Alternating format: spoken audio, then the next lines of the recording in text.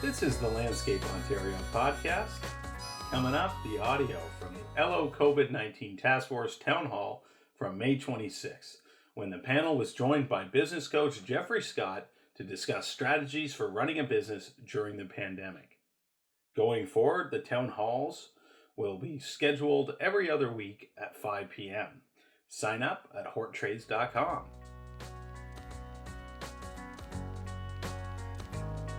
The Landscape Ontario podcast is sponsored by Dynascape Software. LO members save 15% on Dynascape products, software upgrades, and online training.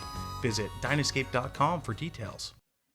We are live. Good afternoon, everyone. My name is Tony DiGiovanni, and welcome to another town hall meeting.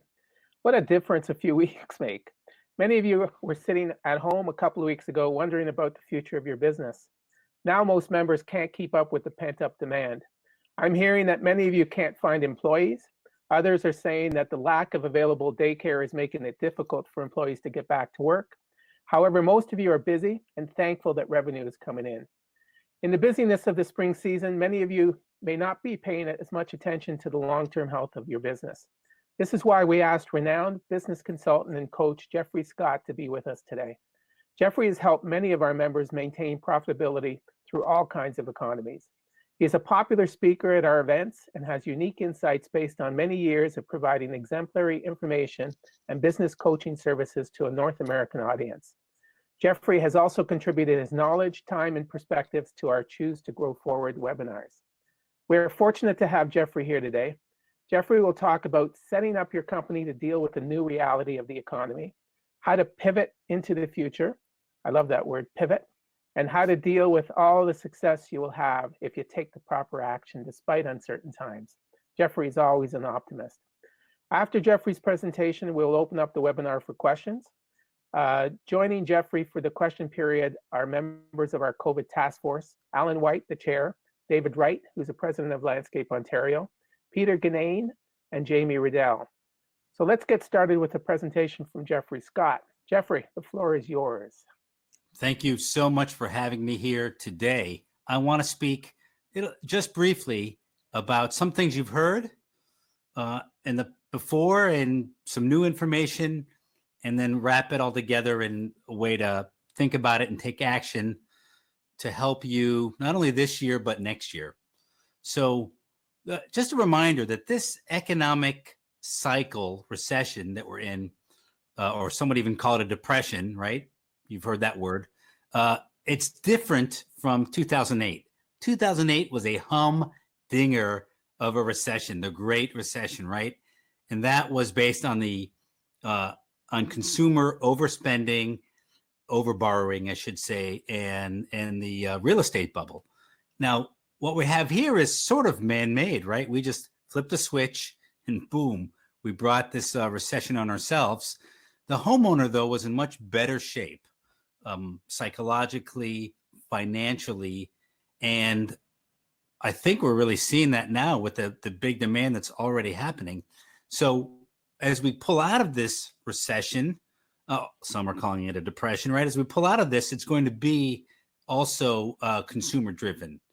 Now, when I started addressing COVID a month ago, or is it 2 months ago, maybe, I was saying that it would be a V-type recovery. So V means, you go down and then you come back up within 12 months. And I also said back then that the news was going to get a lot worse. But no matter what you heard in the news, a month ago, 2 months ago, it was going to get worse. And you read the papers like this weekend, my God, I want to just kill myself reading all the headlines. That's how newspapers sell their product, right? With these extravagant headlines. But what I was saying a couple months ago is when the news gets really bad, that's actually when we're going to be in the middle of the turnaround. The economy will be pivoting when things look their bleakest and when the news is bad. And so given how bad it is or has been in the past week or two, to me, that's good news. Bad news is good news. That means, okay, we're going to start coming out of this. So I am still a strong believer in a strong turnaround. Now, we can't really predict the future, right? We can only guess. The good news is that we can make our own future. If and I'll tell you what I mean in a second. In reality, the economy is stratified. Like if you're in the event planning business, you've got no business, not for the next 18 months even. And good Lord knows what's going to happen to it. If you're in the bar business, well, restaurants are opening up, bars not so much, not yet at least. If you're in the landscaping business, hallelujah, because your businesses barely got shut down, they're back up, and certainly in residential, you're booming. And so it's a real stratification of what's going on in the marketplace. And so I think that's going to tell the story for the recovery. I think it's going to be very piecemeal, depending on the part of the country or continent you're in, and what kind of business you have. It's interesting, Tony, that I'm seeing residential companies doing better than commercial companies, which is kind of a switch. Generally, people get into commercial because it's more stable, more consistent. It's maybe easier to sell the business when you're done, maybe fewer headaches. But what I've seen is there's more doubt right now in commercial than there is residential. It would be very interesting for LO to do a survey of its members and really see how that's playing out across your country. And if that's true, is it anecdote or can we back it up with data? It seems to be all the anecdotes are backing that up for me. It would be interesting, though, to do a survey on that. A recession is a zero-sum game. So when you're in a recession, the economy contracts. And when somebody wins, it's because somebody else is losing, right? You're taking a limited amount of business from one, you're all going after a limited pie, right? So when you get your piece of the pie, somebody else didn't get theirs. An economic boom is a non-zero-sum game, meaning there's money for everybody. Everybody's winning. If you're fishing, you put the fishing pole in, grab out a fish. Fishing pole in, grab out a fish. And you don't have to think as hard about managing a business in a boom economy. So I think it's interesting. If you look at the better companies, they treat a boom like a recession and they treat a recession like a boom, meaning the better companies, even when things are booming, they put on these forced constraints on their company, stretchier goals. Let's get more efficient. Let's try new things. They continue to experiment. They're always looking for more efficiency, maybe implementing lean management, and realizing that when you have the boom economy, it's not a time to be lazy, but a time to really take advantage and try new things and experiment, and forced discipline on the company. And then in the recession, great companies realize, well, now it's a boom, because another word for a recession is a decline, right? Recessed. And so things are cheaper in a recession, right? Equipment's cheaper. If you're going to buy a company, it might be cheaper in the recession. And so I think a great company that have built up a great balance sheet realize, well, now's the time I can shop for deals and really take advantage in spending money. And so it's interesting how we normally think of recession and a boom, but how it kind of, if you flip it on its head, it gives you insight into what kind of strategy you should have. So in a recession, this means you've got to work harder, smarter, get more efficient. Right now, everybody's booming, right? There's this pent-up demand. It's hitting the market, and people are just struggling to keep your head above water and get the business. You don't want, though, to lose sight for the opportunities here for really improving your efficiencies here and for making money and saving money. I got a call from a coaching client last week.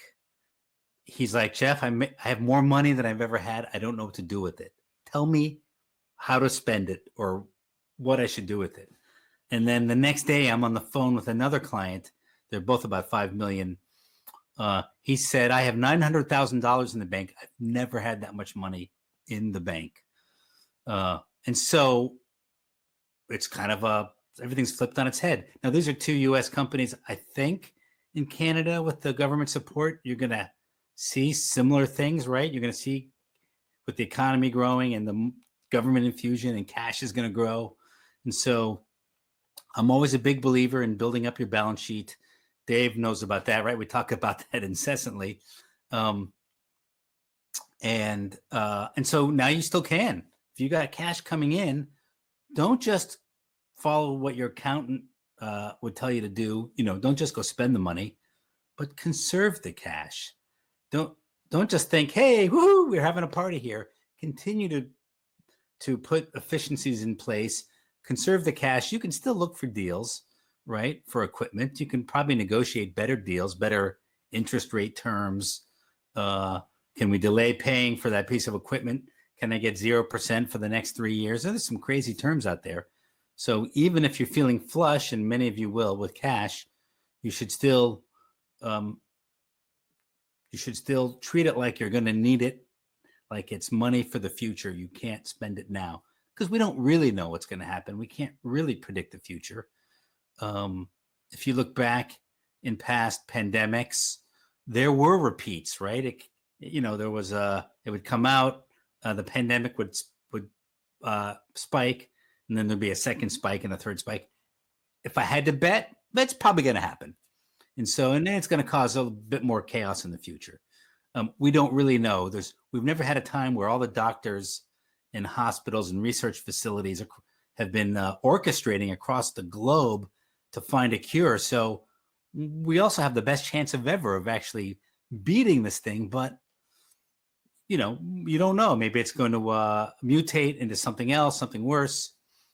Anything can happen. And so I would tell everyone to treat all their success as a bit of luck mixed with a bit of smarts and hard work, and you never know how long the luck is going to last. So keep your pedal to the metal, but keep striving for efficiencies in your business. And like I said, if you're thinking of expansion, now is certainly a good time, but don't throw that money away as it comes pouring into your business. Still a time to pivot. Tony's favorite word for the month here. That was your word. Yeah, I love this word. We both love this word. It's still a time to pivot. You have to. I spoke to this client with $900,000 in cash. Commercial business, not much is happening. Residential business is booming. And so just 3 months ago, we were talking about growing his commercial side of his business, where he had this plan in place. We're pivoting. The residential side is growing. We're going to be able to hire easier to grow that. We have some growth plans in place. We're going to make it happen. And he's outside of New York City, and people are leaving the city and they're going to the country. So for him, it looks like a longer term trend. Pivot to where the growth is happening. Pivot to those clients. Pivot geographically where you see the growth happening. Pivot using technology. I have a client, I've spoken about them before. They are a garden center, and they put the whole thing online. They did it in 2 weeks. And their sales went and they're in a city where they get hit by a tornado, Nashville. So their sales went down, boom, right back up. And so now they realize, this technology works for garden centers. It's amazing, really, because now you can just be lazy and buy online like we do with Amazon. And so the business really spiked, but they're realizing we could probably put our landscape business online. And, more than just, I've seen in some Ontario companies, without naming names, where they have the build your landscape online, right? That's sort of the trend. So more than just that, but really putting more and more of the business and interfacing with the client online. So a lot of opportunities for pivoting here, especially if you're willing to try new technologies and just experiment with new ways of doing business. So I think I've given us a few things to chew on there. There's my 15 minutes. You had a quick question, Jeffrey, as you were kind of doing it. One of the eggs of questions, we know pandemics different than an economic market correction or the typical recession that businesses would see. This is a global impact on economies, and it's uncertain how it's all going to play out because of the way one moved across and impacted not just people's lifestyles, but how commerce around the world, and even now how moving product around the world has changed. But how bold should one be during a period like this? Because we've always heard that term, in the greatest challenges come the greatest opportunities. But knowing that pandemics have this inevitable kind of curve or cycle, and we also have this underlying knowledge that we don't think government can support us all the way through these cycles in the US or Canada, how would you advise us to look at risk management? How do you spend too much, impact your balance sheet, not preserve your cash? Because 2 months ago, that was a big term we were talking about. Should we still be doing that, or where's that balance point from your perspective? Alan, what a great way of throwing 4 or 5 questions into one question like that. Well done here. This is like a go for another 10 minutes. So it's like a verbal SAT test. All right, I think I got it all here. Alan's good at that, by the way. Yeah, he's really good. So preserve cash, take advantage of. No, I got it. Nothing more. No, that's good. The government shut down the economy and then intervened to bolster the economy. There's a little bit of schizophrenia, really, right? And then in Sweden, they decided not to shut down the economy and to give clear directions. And I guess the Swedes are good at following directions and listening to their governments. And so I do think we're going to have some more spikes of some kind. The question is, will we have to shut things back down again or not? I think we're going to have learned a lot on how not to just clamp things down where it really hurts the economy. And I'm hoping we're a lot more prudent as we move forward. So that's my hope, Alan, that as we do kind of bounce through this, and I think it's going to bounce a few times, that the government won't have to come in and flood the market with money in a counterbalance, right? It's like when you go to the doctors and they give you some medicine that's going to kill you almost to cure you, and then they give you something else to counterbalance the medicine. Hopefully we won't have to go through that wackiness where we're going to require the government to step in. That would be my hope, that we get smart enough not to do that. I think it's a little bit individualistic. So if you have a really strong balance sheet and you've been conserving cash for a while, I started up a podcast. I don't know if you started listening to that, Alan, and I had Bob Grover from Oregon. Mm-hmm. And after 2008 economy, he said never again. And so he's been systematically cleaning up his debt. So when we came into this, debt free, right? Now he can really maneuver. So I would look to building up extra cash, but I think you always want to be bold in a couple ways. One is having a strategic plan where you know, what's that next person I need on my team, or what's that better person I need on my team, right? So either addition or replacement. And I think you always want to be bold when there's a good person that wants to come work for you on the market, making that move. When you're tiny, you can't do that, right? What, 3-4 person company, but you get to a certain size and the whole thing shifts. And then bringing in a great person makes you more money, makes everything work better. So I would continue those bold moves. If you see your market shifting, like I said, with the nursery going online and the clients were there online, but they weren't in person. So I would make bold moves to where you can get that short-term return right from your clients, right in the same cycle, let's call it the same spring or same summer, same fall. If you're in the mode of buying businesses, no, not everybody is. If you're not, don't go out and do that. But if that's been part of your plan, maybe to diversify, now's a great time to continue doing that. Mm-hmm. So back to you, it depends on the definition of bold. And if you want to throw out a few more examples, we can bat those around. Some companies, as you alluded to, we're already doing a little cash preservation, saying after 2008, that's not going to happen to me again. But I've talked to lots of companies, that young and old companies, over the last 2 months, that we've been living a pretty solid economic wave for the last 10 years. and cash preservation wasn't as big a deal. So again, new companies and old companies felt the pinch when the economy shut down. Yep.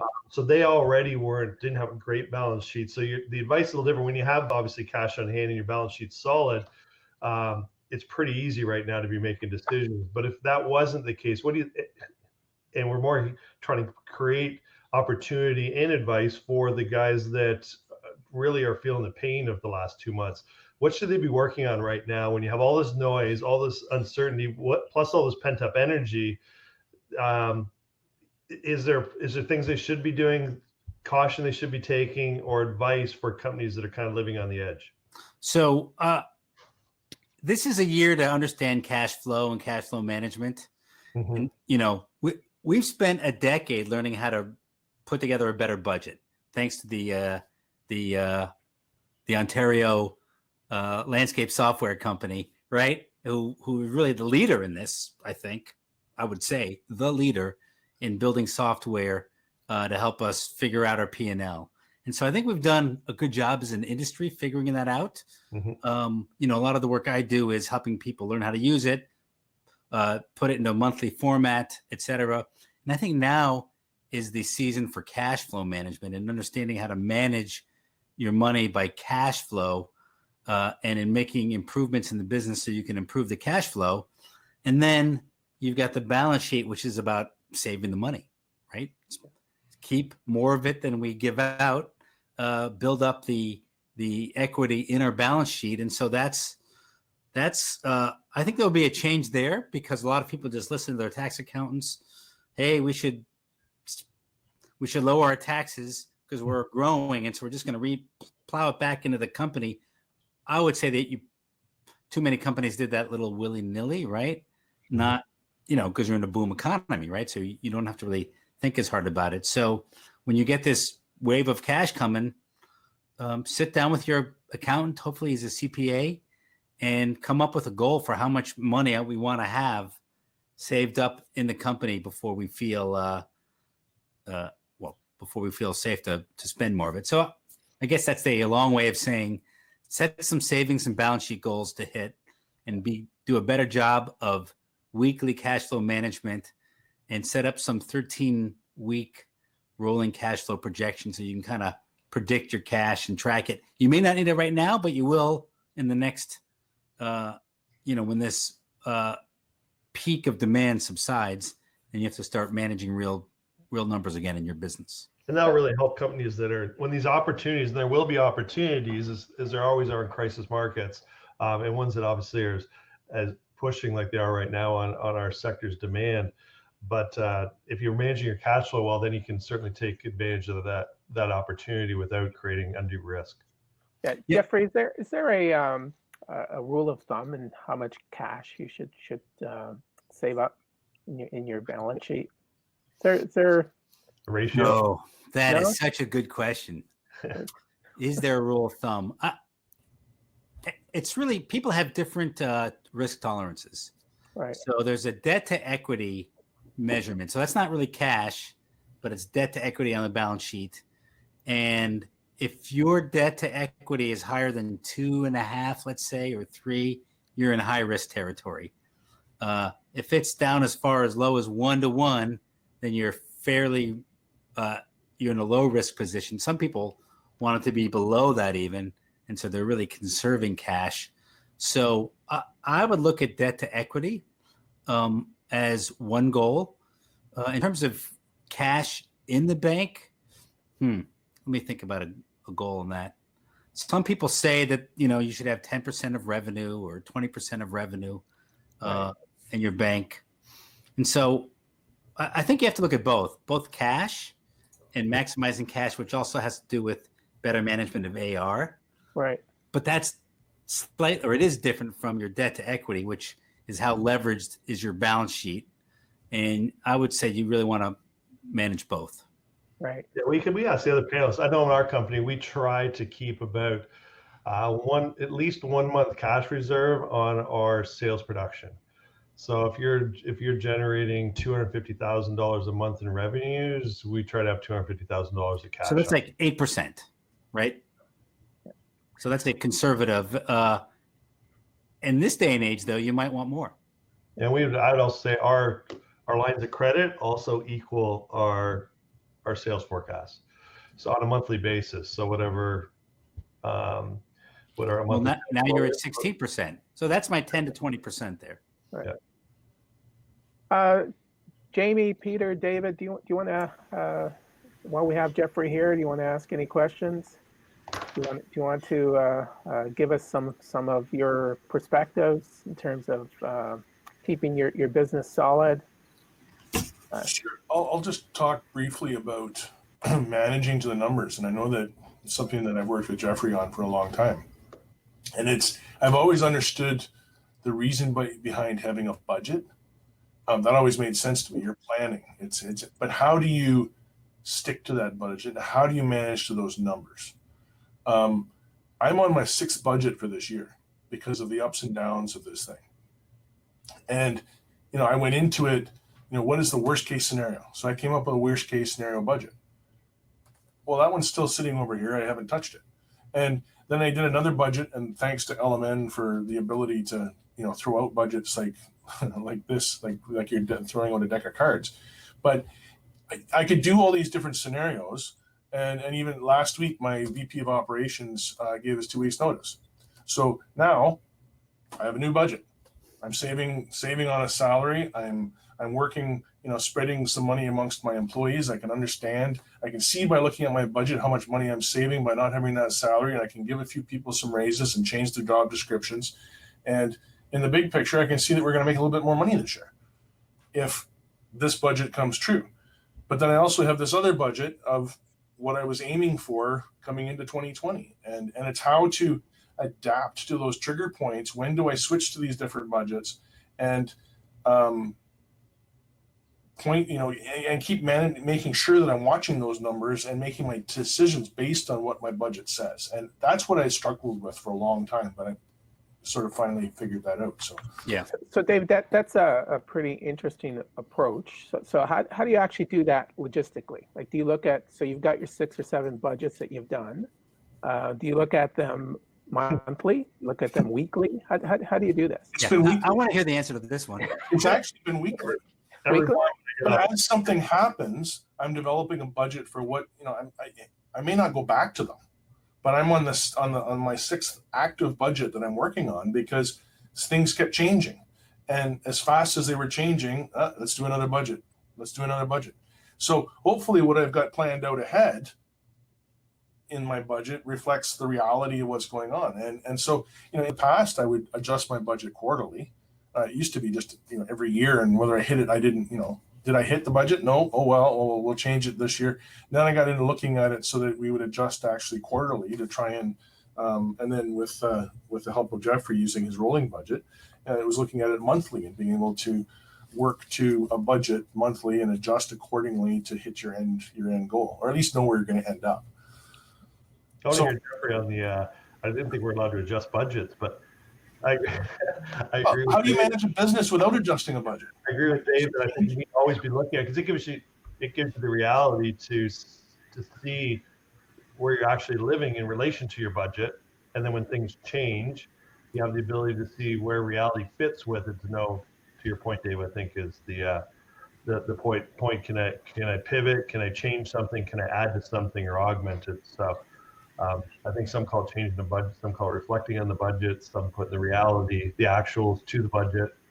So yeah, I agree with it. That's kind of the way we look at it too. If you know what it is and you look at it weekly, you know when you have to pivot or don't, or if a pivot comes or an opportunity that we just talked about previously comes, can I apply that into the metrics that I had already previously kind of worked out? So Alan, you're doing it weekly.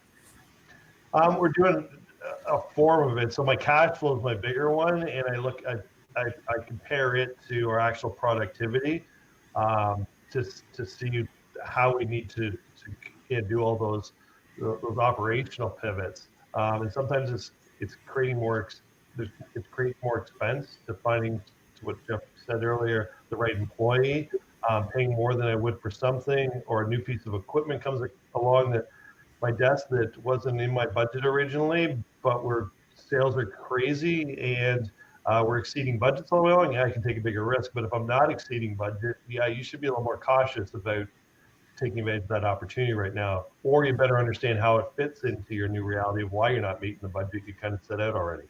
So whether you call it 6 budgets or you call it a constant reevaluation of your actuals to a budget, and adjusting where you want to go, this is a year where you have to do it a lot more Well, frequently. you might actually change your budget if you were going to change your pricing. So if something dropped and you had to change your overhead recovery, how you distribute it, then you would literally change your budget. I think Dave also mentioned, I think this is important, is having a monthly budget. An annual budget only gets you so far, right? And so the key that everyone has to really take to heart is having the discipline to create a monthly budget that's accurate. But then you can live in monthly compartments, and that's a lot easier to manage than a big annual compartment. Yeah, we've redone our budget monthly just because of the existential threats that are flying at us with the government changing policies. But cash flow we do weekly, and the nice thing about visiting those budgets is you understand better what you have to drive toward. So early on, in March, we realized cash flow was going to be a potential problem. We didn't know if it was going to be a month or 2 months for the shutdown. So we made our adjustments then for refinancing some of our debt. And so the fact that we've been allowed to work, we're actually in a better position now than we would have been without the shutdown and the government subsidies and having to reorganize all this debt. So we're in a weird position, right, where we've done all those steps and our cash flow is actually in good shape. But we still want to revisit that regularly. So we're prepared for, a second wave if that happens, or if I have staff that get sick and have to shut down crews, I'm going to lose productivity pretty quickly. So we're constantly anticipating a worst case scenario. And I think it's getting this virus into our company is right now our biggest threat. Yeah. So it's For us, the common theme is like watching your numbers, knowing where you are here. Jamie, do you want to add anything, or did Yeah, you want to? I was just going to say from our perspective, we can watch revenue targets on a daily basis and we can analyze them on a weekly basis, seeing what our real costs come in. Ours are monthly. But what I've had to spend a lot of time doing is understanding what the daily, weekly, and monthly trends actually mean, right? So is it actually growth? Are we actually growing our business, or are we pulling business forward or back, or are we pulling business that we lost in April into May? So really sitting down and understanding, are customers growing and is their spend growing, or are we just reallocating the weight of our budget through different periods of time in the year? And then understand, being up over budget in the month of May after a poor April can give you some false confidence in that you think, oh, we're up on budget, we're doing a great job. Well, really, you got to dig for those for the little pieces in the rough, or the smaller percentage of the business that you've lost, right? It can give you a false sense of confidence that everything's good, we're doing amazing, we're not losing customers. Whereas if you don't do the deep dive and get very analytical, you can overlook some pretty big potential losses. So it's really great to identify trends, but it's even more important to understand the trends and understand every aspect of the trend, and then make decisions based on that. And that's why I like seeing the costs on a monthly basis versus seeing the revenue on a daily basis. It allows me to digest these things before seeing how the costs come in on the other side. Okay. The question I had, Tony, was our members were asking about it last week's call a little bit. The costs of COVID and these new protocols. Some people, it's one person per truck, so you send in 2 or 3 trucks to a job site. Some of it's the extra PPE, whether it's masks, gloves, cleaning job sites, sanitation, extra Johnny on the spots on stuff. Like, there's a whole bunch of costs that are just added to everything that aren't going to be recoupable. And then we haven't even got into, some of us are feeling at the medium-sized business and higher, the number of people coming in with potential illness. So all of a sudden, one person or crew gets knocked out for 2 weeks. So these are all costs that weren't forecasted. We're looking at our cash flow, but I think there's some apprehension in the marketplace. One, to charge for these. Do we absorb them? How do you put them? What are your thoughts and suggestions of how we put these into our pricing structures for the short term and the long term, as we anticipate this is probably at least a 12 to 24 month reality that we're going to be living in our businesses? Yeah, that's a great question. Some are recommending to track those costs separately so you can actually see them. I don't know how practical that is, but if you can put a line item in your budget so you know what those extra costs are, that, you know, otherwise you can't charge your clients, and then you can't see how you can't compare year to year when there's a blip going on with the costs. So if that's easy enough to do, I would do that. The whole point of this government intervention is really to add some buffer to that. And so I think it's hard just to add. If you could add those costs, you would do it anyways, right? Unless you have a clause in your contract where you can, you know, commercially just pass it on, and your client's going to accept it. I mean, let me turn it around the other way. If your client was going to accept it, you'd probably do it, right? So I think part of the question is a social one too, in your experience of business and coaching. There's two sides. One's obviously expense in the bottom lines of business. The other is the marketplace.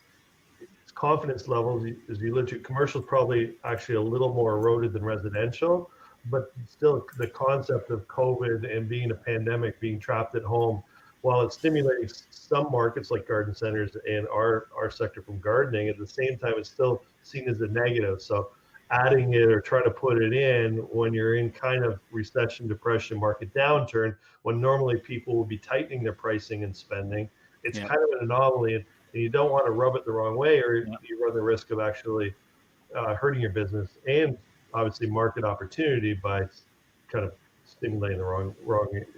You know, I'm seeing it situationally, so I'm not seeing it across the board yet.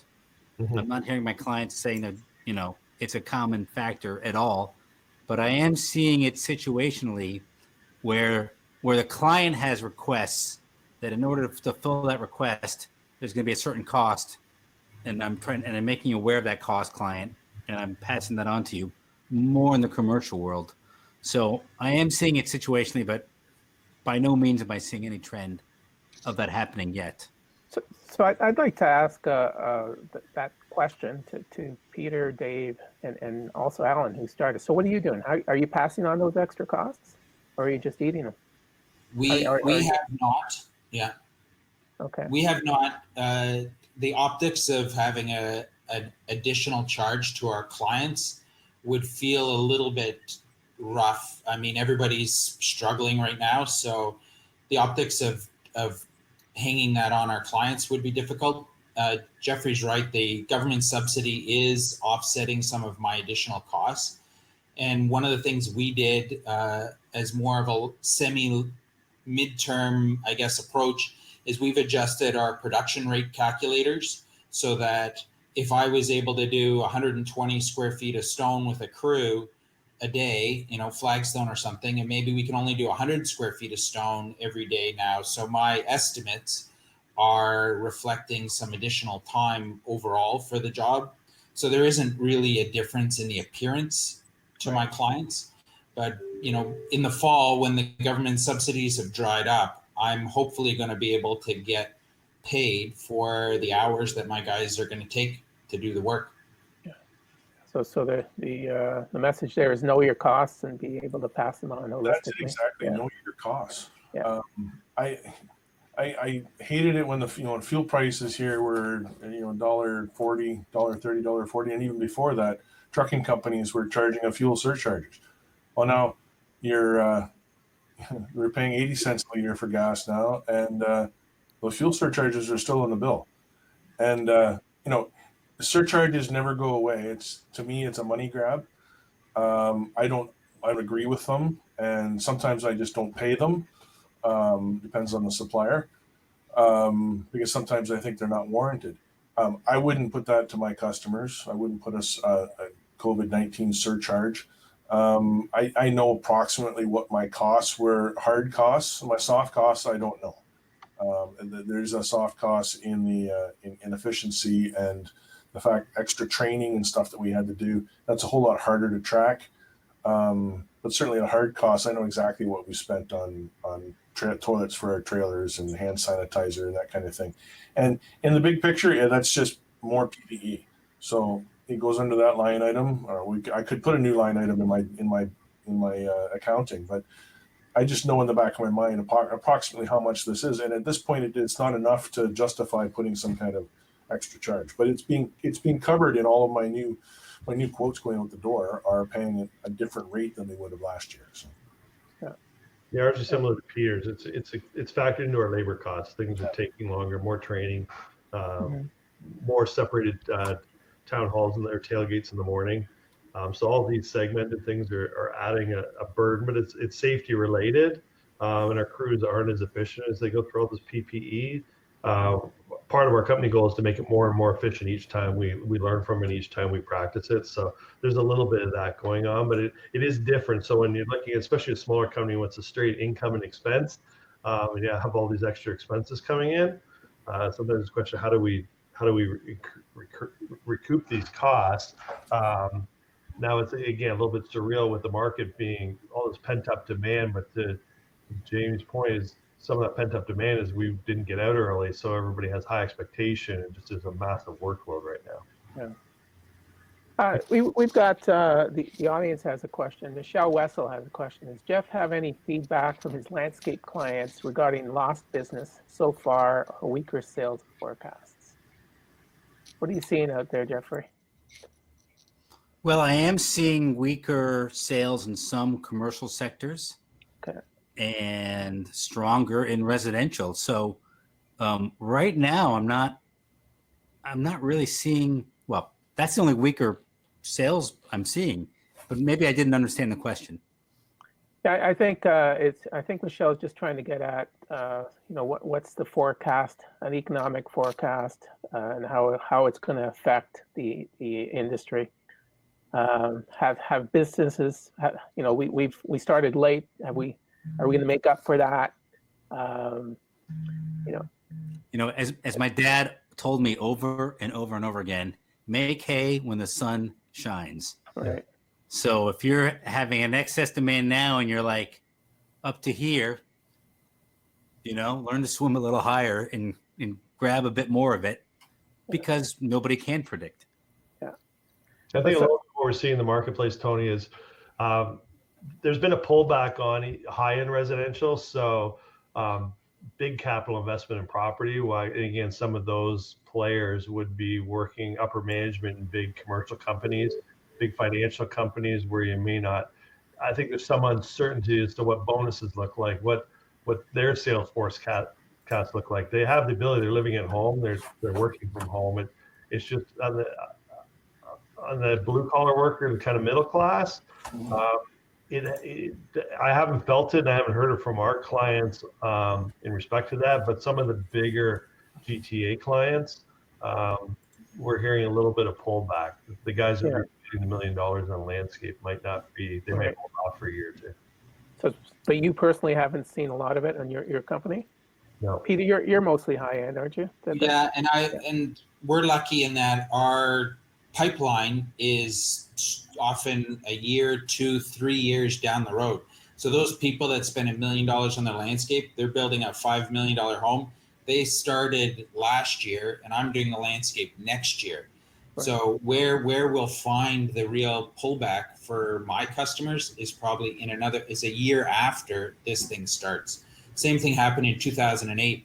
My sales bottomed out in 2009, 2010, 2011.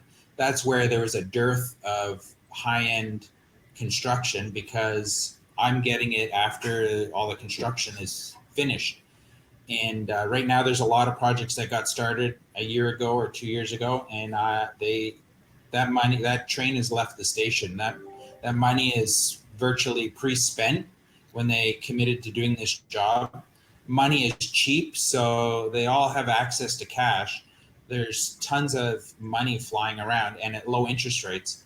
So people who are have committed are going to follow through. I mean, we still have people signing up for huge contracts, but that could dry up in a year or two if the economy slows down and slowly grinds down when the government pulls back their infusion.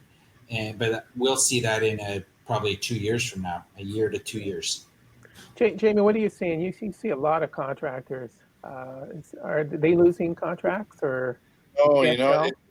it's been an extremely overwhelmingly positive message. And so my message has always been, how many projects from 2021 got pulled into 2020, right? Somebody was going to go on vacation this year and do the backyard next year. So, that pipeline for 2021 or 2022 for the medium-sized to small-sized landscape projects may be getting eaten up now while cash is good and interest rates are good. So for 2020, everything I'm hearing is extremely, extremely positive. And that's really great. And there's even a lot of people talking about booking into 2021. But when I look at what we're planning for, is we're looking, what do we expect 2021 to be with pulling all this work forward and then a slow start in 2020. If the interest rates stay where they are and the economy stays as well as it's going right now, I think we'll be okay. But 2020 is a great, very optimistic outlook, and 2021, as everybody knows, is uncertain, but certainly feels optimistic at this point. I mean, people aren't spending money on trips. They're not spending money on food, like on restaurants. No. Like I had a bunch of people They're ask me, home. well, Yeah. what are you doing for the summer? I said, well, to be honest, I just saved thousands of dollars from my kids not playing baseball. Yeah.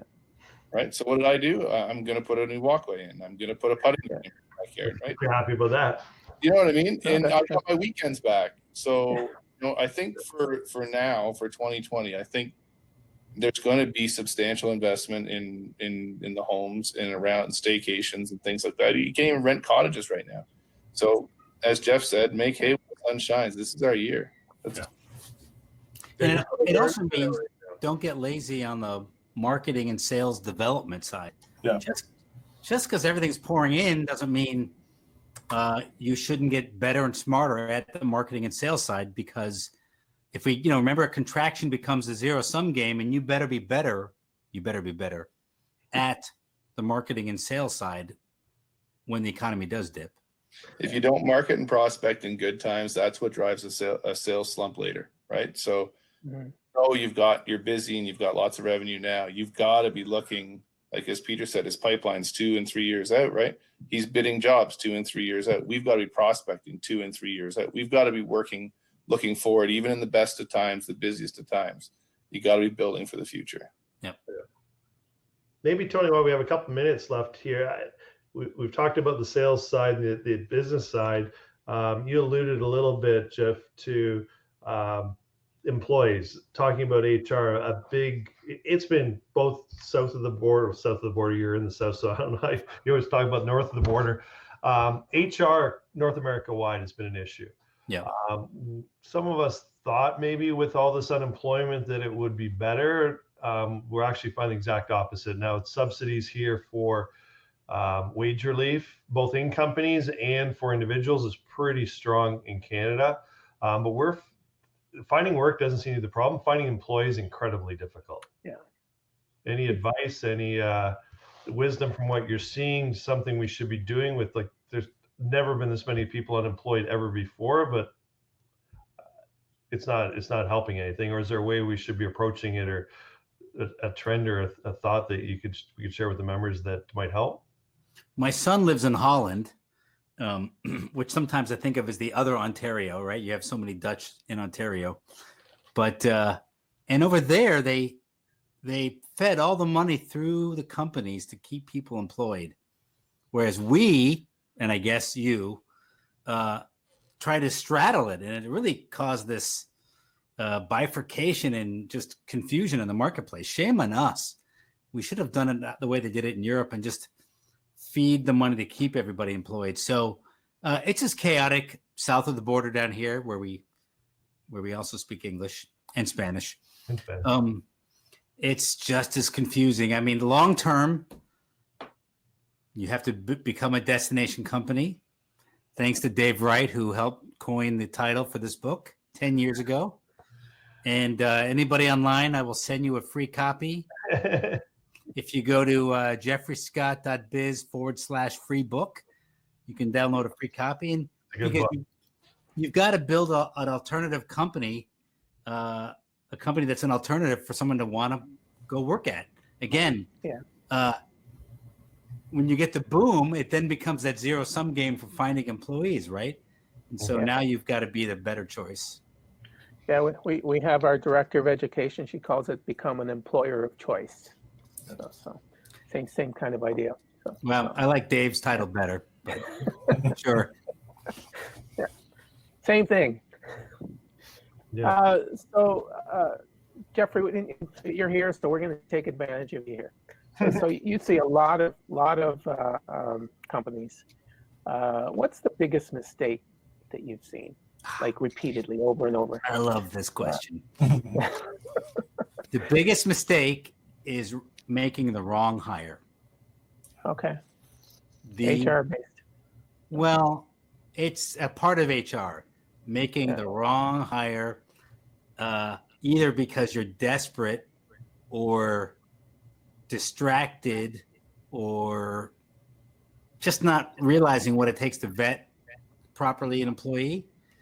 And once you bring the wrong person into your company, man, the upset and the cost and the process to work through it and then to move them out of the company or to shift positions, that cost and opportunity cost both is significant. Yeah. So if you can avoid making the wrong hires, you're going to be so much further ahead than everybody else. So any tips on how to avoid making the wrong hire?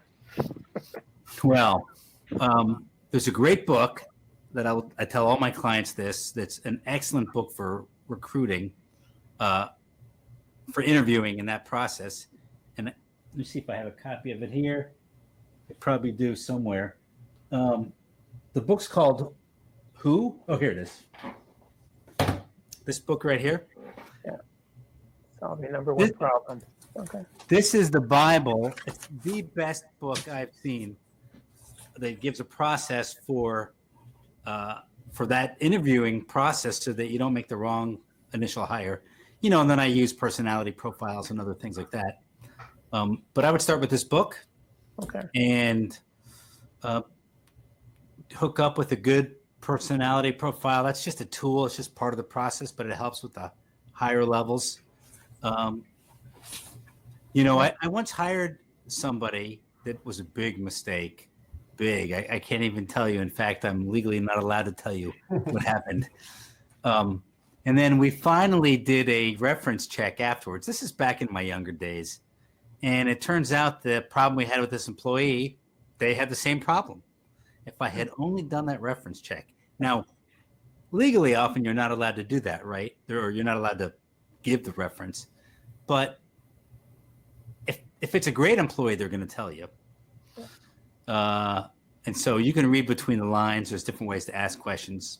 So you still want to go through the basics, including the reference checking. Really is my point. Yeah, I want to go to the chat line for a minute. James talking about how we've got a lot of support from government for student and wage subsidies and so forth, but because of the cost of insurance, he still can't afford to hire. How do you answer something like that, a situation like that? So especially on the snow end, the cost of insurance. That might be a Canadian question. Yeah, it might have to do with Canadian laws there. Yeah, The insurance companies are charging a lot for any driver that's under 25 years old. So I have the same problem in my company too, is where we have trouble having drivers because the insurance company wants to charge extra to let them drive the truck. Yeah. So what James was saying was that his insurance company wanted $9,800 for licensing or for insuring that young driver. So the government's willing to give you money to hire these people, but you can't hire them because you can't afford to pay the insurance. But I guess you could take the money that you were getting from the government to pay the insurance. So there's the other way around it too. So Yeah.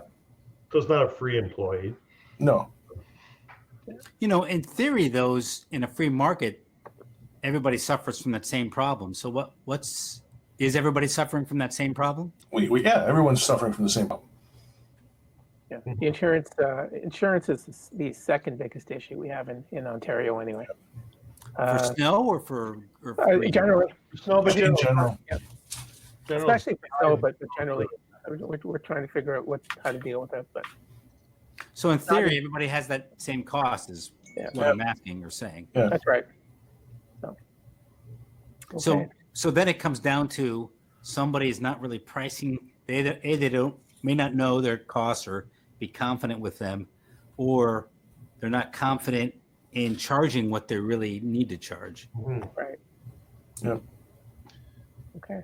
Yeah, and I think that also, that's an unexpected cost, right? So if, for instance, if James was planning on employing people over the age of 25 and the insurance was $1,500 versus $9,800, right? Like, how do you pivot on that quickly? It's hard. It's really, especially with a small company. Yeah, it's a smaller company, and even with subsidy, it's still hard to eat $10,000 just to have drivers. Yeah. And you can almost afford to have somebody else drive the people around.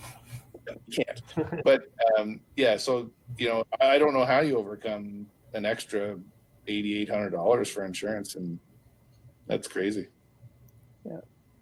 I think and again, Jeffrey, you're on the call today, so I can plug you a little bit, but I think it's really timely the piece you sent out this morning, your newsletter. Those that aren't subscribing to your newsletter, I think should. But is your landscape company financially accountable? The 7 steps of that accountability, I think, was super helpful. I think, as Dave's mentioned a few times, it's knowing your numbers, spending the right amount of time, even when you're all busy, to pull yourself back into the office, and work on the right pieces of it. Don't just look at them, but as many here today have said, is go over them, put different scenarios at them. It's going to be a really fluid market for the next 12 to 24 months, both from an economic standpoint, a global economy stability, and then we really don't know that much more today than we knew 2 months ago about this pandemic, other than we're not out of the woods yet. So it could work out really good in our favor. It could go sideways, and there's no real rhyme or reason as to why New York was different than Saskatchewan. But we do know it has its own mind. It does its own things. There's certain things that we don't have control, but what we do have control is knowing our numbers. Yeah. And from that standpoint, asking the right questions, and reaching out to your peers. This is a time to be asking lots of questions, to be understanding to how to do things different, because there is great opportunity right now. Don't be reckless in taking that opportunity, because that could hurt you with this instability that's still kind of unforeseen in the future. And there are a lot of people that want to help too, which is wonderful in an association community setting. So that's what we found out. Another thing that was really well said from Dave was, challenge your budgets. He's got 6 of them. He's challenging himself to look at these things differently. He's challenging himself to get more creative. Looking at numbers is one thing, but challenging yourself to look at them differently and understand them and give them different perspectives. That's commitment, and it takes time, but it's worth it in the end. Yeah. So Jeffrey, any advice on your life lessons on balancing life, business, the reality of stress, and the reality of being incredibly busy? How do you find that balance? How do you work on the right things? Yeah. Somebody asked me that today. So I have a practiced answer here.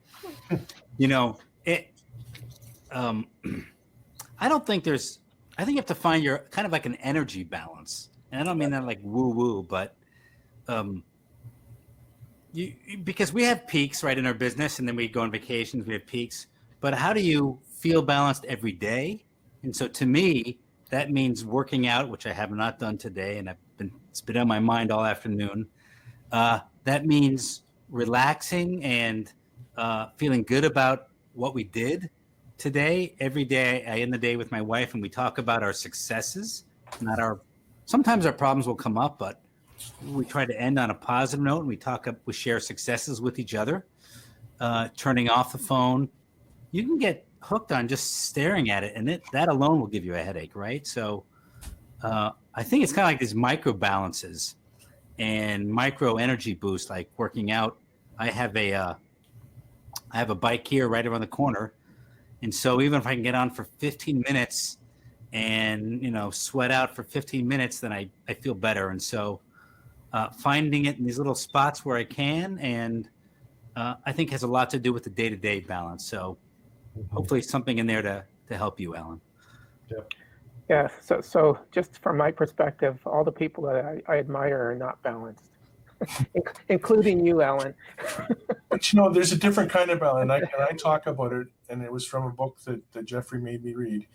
It was The One Thing, and it's the pendulum. And I've talked about it in my president's messages about great things happen at the extremes. This is an extreme right now, but great things happen at the end on the swing. When it's in balance, nothing is happening because you are in balance. But it's your own interpretation of what balance is, really. Mm-hmm. And we could probably spend a couple hours on this question. Oh, well, there's so many different theories, but this is the one I'm going with. So. Okay. Anyway, our time's up, so I'm just going to make a few concluding remarks, and thank you, audience, for attending here.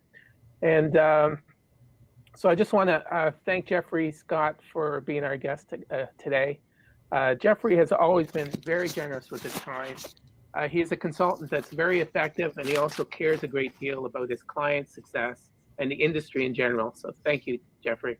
Thank you also to Alan White, David Wright, Peter Ganane, and Jamie Riddell. Together with Jeff Olson, John Dursey, Margot Byers, Terry Childs, and Lindsay Ross, they are members of our COVID task force. They've already met 40 times during this crisis, looking after your interests, looking after the profession's interest. Their contribution ethic is really inspiring, and all of them are really unbalanced. So they have their own business, but they make time for the community. To conclude, I want to say a few words about safety.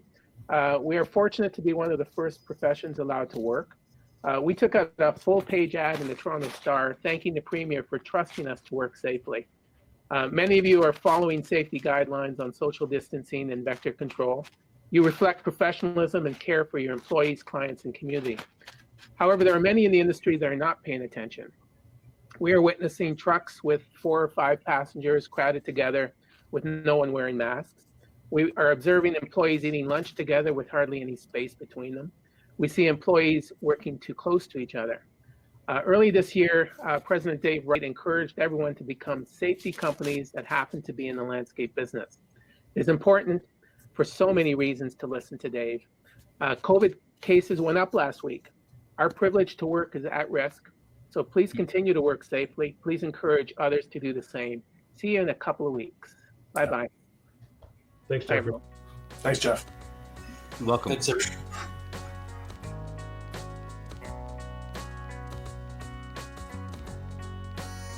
Thanks for listening to the Landscape Ontario podcast. If you enjoyed the episode, we hope you'll subscribe wherever you get your podcasts to get new episodes every month. And if you have an idea for the show, please email me at scott@landscapeontario.com. Thanks for listening.